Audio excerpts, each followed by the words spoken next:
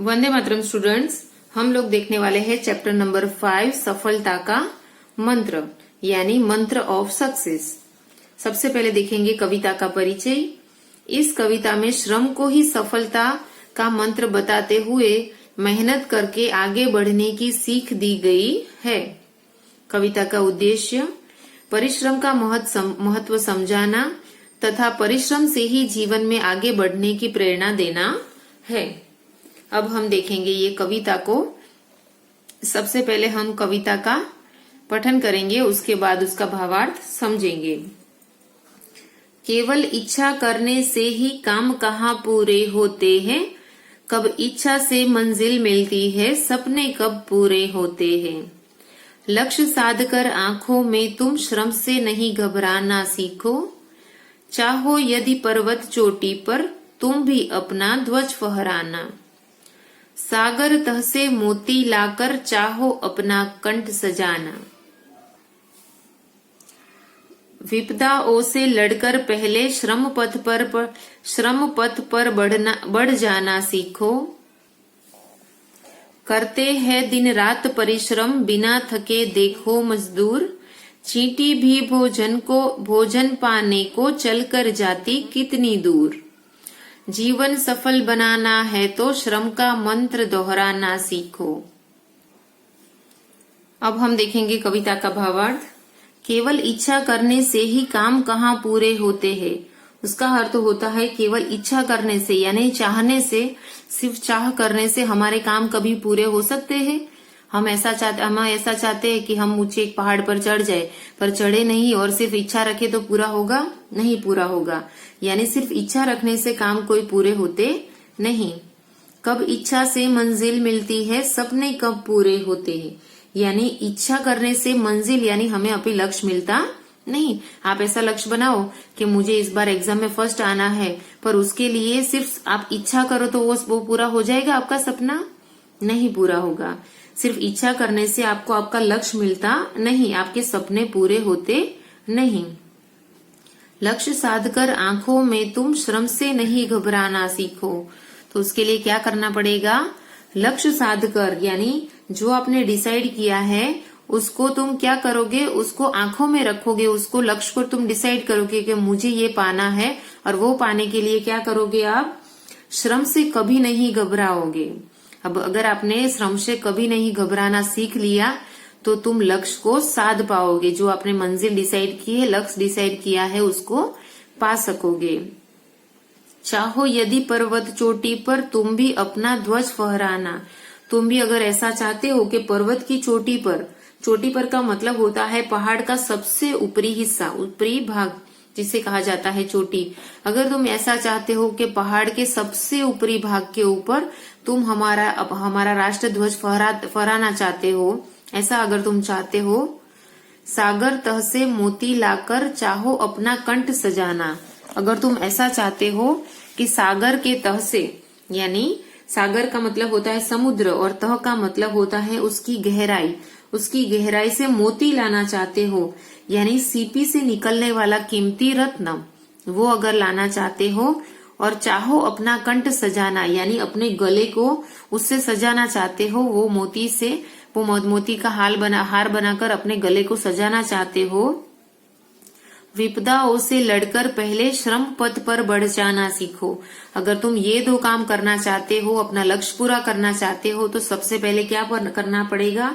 विपदाओं से यानी कठिनाइयों से लड़ना पड़ेगा और श्रम के पथ पर बढ़ना पड़ेगा, आगे बढ़ना पड़ेगा, यानी मेहनत करनी पड़ेगी। उसके अंदर जो भी विपदाएं आती है, जो भी कठिनाइयां आती है, मुश्किलें आती है, आपको उससे लड़ना पड़ेगा, उसका सामना करना पड़ेगा, तब जाके तुम ये सब हासिल कर पाओगे।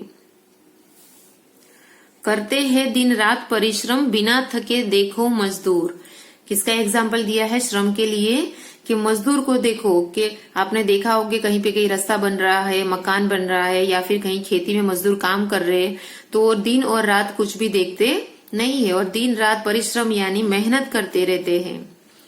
चींटी भी भोजन पाने को चलकर जाती कितनी दूर। चींटी अपना भोजन यानी अपना खाना पाने के लिए कितनी दूर तक चलती हुई जाती है।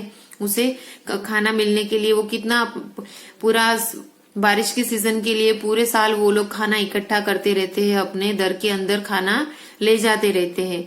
तो कितनी दूर जा जाके वो अपने लिए खाना इकट्ठा करती है। जीवन सफल बनाना है तो श्रम का मंत्र दोहराना सीखो।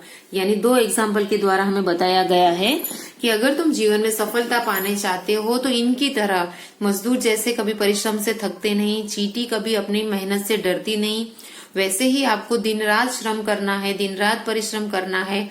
जो भी विपदाएं, जो भी मुश्किलें आए उसको पार करना है, उसको फेस करना है, तो ही आप जीवन में सफल बन पाओगे।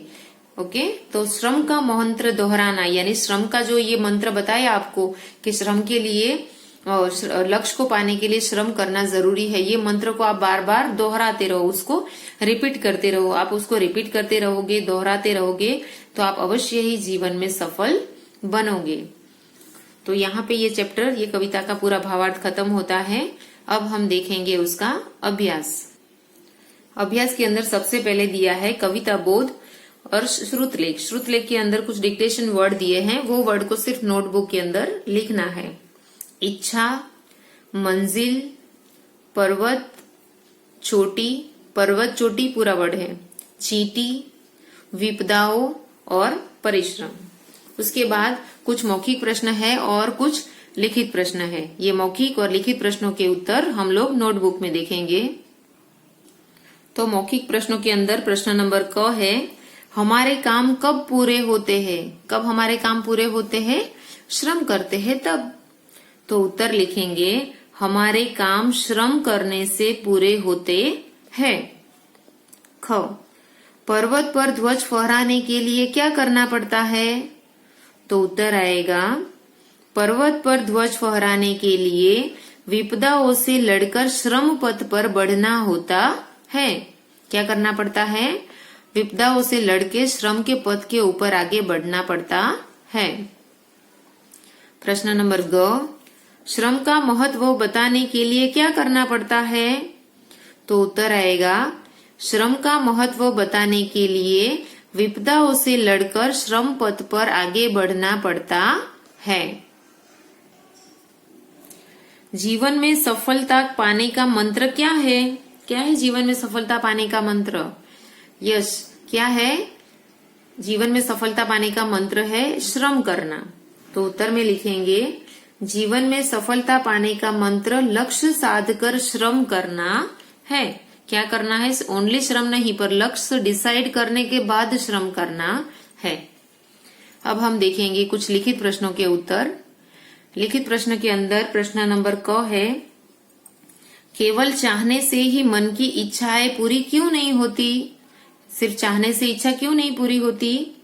तो उत्तर आएगा, केवल चाहने से मन की इच्छाएं पूरी नहीं होती क्योंकि उनमें श्रम का अभाव होता है। श्रम के बगैर कोई इच्छा पूरी हो सकती है?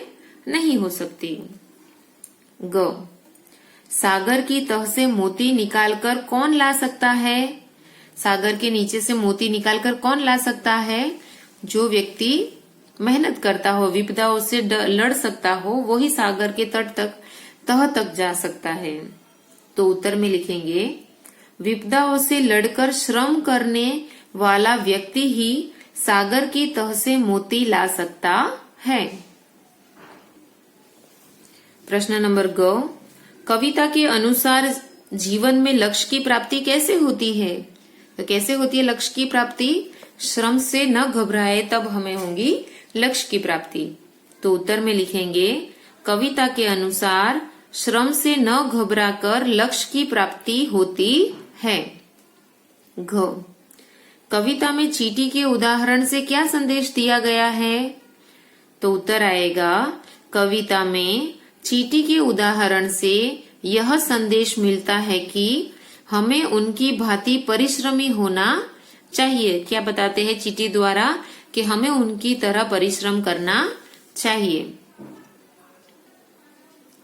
अब हम देखेंगे प्रश्न नंबर 3 टेक्स्ट बुक के अंदर से। अर्थ के अनुसार कविता की पंक्तियां लिखो। यानी यहाँ पे जो अर्थ लिखे हैं उसके अनुसार कौन सी पंक्ति यहाँ पे फिट बैठती है वो आपको लिखना है। प्रश्न 3 से जो भी आएगा ग्रामर सेक्शन वो आप टेक्स्ट बुक के अंदर पेंसिल से फिल कर सकते हो। क, केवल इच्छा करने से ही काम पूरे नहीं होते हैं। ये कविता का अर्थ दिया है। अर्थ के अनुसार कविता की पंक्ति कौन सी है? केवल इच्छा करने से ही काम कहाँ पूरे होते हैं, ये वाली पंक्ति है। ये आप कब फील कर सकते हो? जब आपको कविता पूरी कंठस्थ हो गई हो तो ही ये आपको फील कर सकते हो। ख, सागर की गहराई से मोती लाकर यदि तुम अपना कंठ सजाना चाहते हो। कौन सी पंक्ति है? सागर तह से मोती लाकर चाहो अपना कंठ सजाना। ओके, ये वाली पंक्ति है। ग, कठिनाइयों को पार करने के लिए परिश्रम की राह पर बढ़ना सीखो। ये कौन सी पंक्ति है? विपदाओं से लड़कर पहले श्रम पथ पर बढ़ जाना सीखो। ये वाली पंक्ति है। घ, यदि जीवन को सफल बनाना चाहते हो तो परिश्रम का मंत्र दोहराना सीखो। कौन सी वाली पंक्ति है? जीवन सफल बनाना है तो श्रम का मंत्र दोहराना सीखो। ओके, अब हम देखेंगे प्रश्न नंबर 4। वाक्य पढ़कर सही अथवा गलत का निशान लगाओ, यानी सेंटेंस पढ़ने हैं और उसमें ट्रू फॉल्स करना है। क है, पहाड़ की चोटी पर ध्वज फहराने के लिए सपना देखना पड़ता है। ये वाक्य सही है? सपना देखने से चोटी पे ध्वज फरक जाएगा? नहीं फहर सकता। तो ये वाक्य क्या है? गलत है। तो यहाँ पे करेंगे गलत का निशान।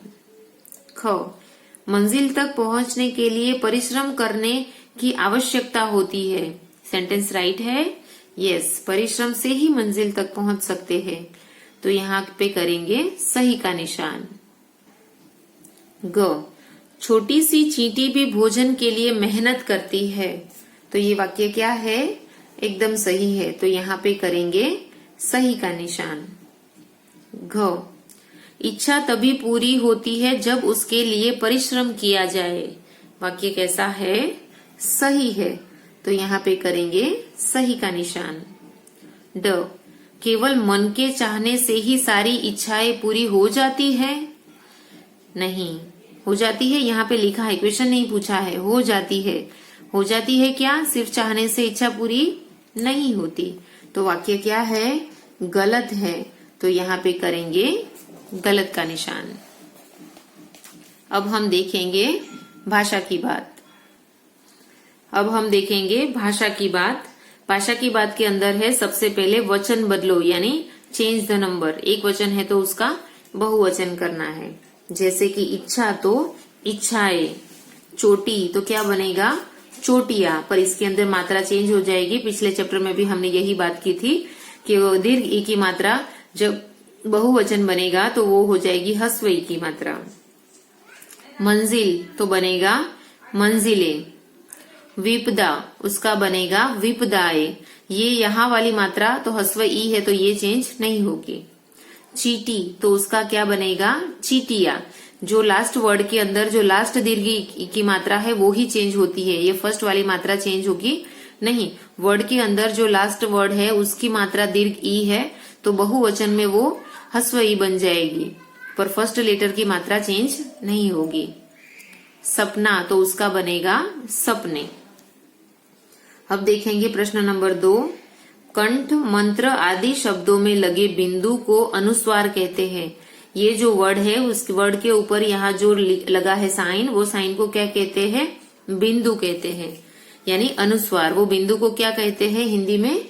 अनुस्वार। अनुस्वार वाले शब्दों का उच्चारण नाक से होता है। ऐसे वाले वर्ड है जिसके ऊपर बिंदु लगता है, अनुस्वार लगता है, उसका प्रोनाउंस कैसे होता है? नाक में से होता है। आंख, चांद आदि शब्दों पर लगे चंद्र बिंदु को अनुनासिक कहते हैं। ये वाले साइन को क्या कहते हैं? अनुनासिक।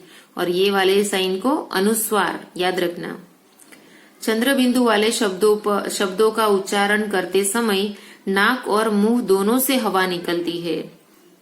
चंद्र बिंदु वाले वर्ड हम बोलते हैं तब उसका प्रोनाउंस करते हैं, तब नाक और मुंह दोनों से हवा निकलती है। जब अनुस्वार वाले वर्ड बोलते हैं तब सिर्फ हम नाक में से बोलते हैं। जैसे कि कंठ और आंख, दोनों में से, मुंह और नाक दोनों में से हवा निकलती है। अनुस्वार और अनुनासिक के दो दो शब्द लिखो, यानी ये दो के दो दो वर्ड लिखने हैं। अनुस्वार उसका साइन है और यहाँ पे एक एग्जाम्पल दिया है कंठ, उसके जैसे वर्ड लिखने हैं। तो कौन कौन से आएंगे? मंजिल और मंत्र, हमने चैप्टर में से ही दो लिए हैं। अनुनासिक उसका साइन है ये, एग्जाम्पल है आंख, तो उसके जैसे दूसरे वर्ड क्या होंगे? कांच और आंच। इसके अलावा भी आपको कोई न्यू वर्ड आते हैं तो इसकी जगह पे आप वो लिख सकते हैं। अब हम देखेंगे प्रश्न नंबर 3। रेखांकित शब्दों के स्थान पर समानार्थी शब्द का प्रयोग करके वाक्य पुनः लिखो। यानी यहाँ पे जो वर्ड लिखे हैं, सेंटेंस लिखे हैं, वो सेंटेंस के नीचे कुछ वर्ड के नीचे रेखाएं बनाई है। तो हमें क्या करना है? वो रेखा वाले वर्ड का समानार्थी शब्द दूसरा यहाँ से ढूंढ के लिखना है। जैसे कि पहला लिखा है, केवल इच्छा करने से ही काम कहाँ पूरे होते हैं। इसके अंदर रेखा किसके नीचे है? इच्छा के नीचे और काम के नीचे। तो इच्छा का समानार्थी वर्ड इसके अंदर से ढूंढना है। इच्छा का समानार्थी वर्ड क्या बनेगा? कामना, यस। और दूसरा है काम, उसका समानार्थी वर्ड क्या बनेगा? समानार्थी वर्ड कार्य।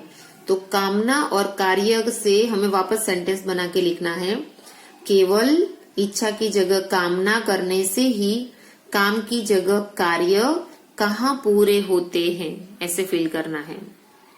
ख, लक्ष्य साधकर आंखों में तुम श्रम से नहीं घबराना सीखो। यानी यहाँ पे अंडरलाइन किसके नीचे है? आंख और श्रम के नीचे। तो आंख का समानार्थी वर्ड होगा नयनों और श्रम का समानार्थी वर्ड होगा मेहनत। तो इससे हम सेंटेंस कैसे बनाएंगे? लक्ष्य साधकर आंखों की जगह नयनों में तुम श्रम की जगह मेहनत से नहीं घबराना सीखो। ग, चाहो यदि पर्वत चोटी पर तुम भी अपना ध्वज फहराना। तो उसके अंदर अंडरलाइन है पर्वत चोटी और ध्वज।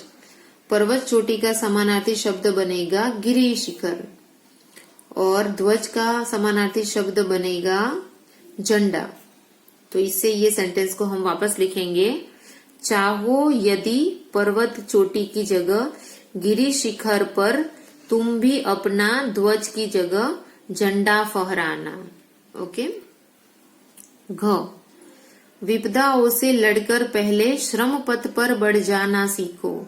इसके अंदर समानार्थी वर्ड है विपदाओं और श्रम। विपदाओं और श्रम के नीचे अंडरलाइन है, तो उसके समानार्थी वर्ड ढूंढने हैं। विपदा का समानार्थी वर्ड बनेगा कठिनाइयों और श्रम का बनेगा, क्या बनेगा? कार्य, कार्य मार्ग। श्रम पद का समानार्थी शब्द बनेगा कार्य मार्ग। ओके, तो हम वाक्य कैसे बनाएंगे?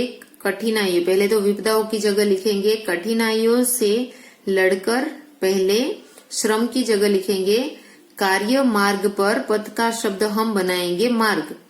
कार्य मार्ग पर बढ़ जाना सीखो। ऐसे ये वाक्य को फिल करेंगे। अब हम देखेंगे प्रश्न नंबर 4, पढ़ो और समझो, रीड एंड अंडरस्टैंड। जिन शब्दों का किसी काम के करने या होने का बोध हो उसे क्रिया कहते हैं। जिस शब्द से काम होने का बोध होता हो, पता चलता हो, उसे क्या कहते हैं? क्रिया। जैसे कि खाना, पढ़ना, चढ़ना, रुकना, ये वर्ड क्या है? क्रिया बताते हैं। यानी ये सब क्या है? क्रिया है। कविता में से ढूंढकर 6 क्रिया शब्द लिखो। हमें पूरी कविता में से 6 वर्ड क्रिया वाले ढूंढने हैं, वर्ब्स वाले ढूंढने हैं।